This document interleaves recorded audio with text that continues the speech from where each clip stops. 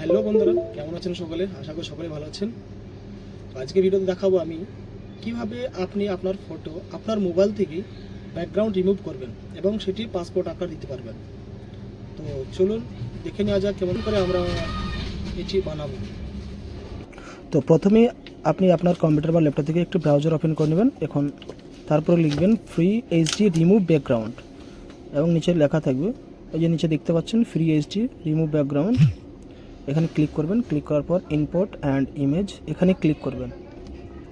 Click করার পর কিছুক্ষণ ওয়েট করবেন, ভেরিফাইং হবে। তারপরে দেখতে পাবেন আপনার অটোমেটিক রিমুভটি ব্যাকগ্রাউন্ড হয়ে যাবে। এই যে দেখতে পাচ্ছেন রিমুভটি ব্যাকগ্রাউন্ডটি রিমুভ হয়ে গেছে এবং এখানে আপনি আপনার পছন্দ মতো যে কোনো একটি ব্যাকগ্রাউন্ড চুজ করে নেবেন। তো আমরা দেখব, এই যে দেখতে পাচ্ছেন কত সহজে আপনি আপনার ব্যাকগ্রাউন্ডটি রিমুভ করতে পারছেন।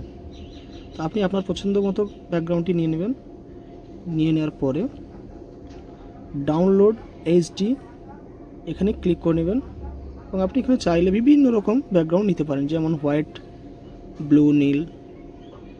তো এখানে ডাউনলোড করে নেবেন। ডাউনলোড করার পরে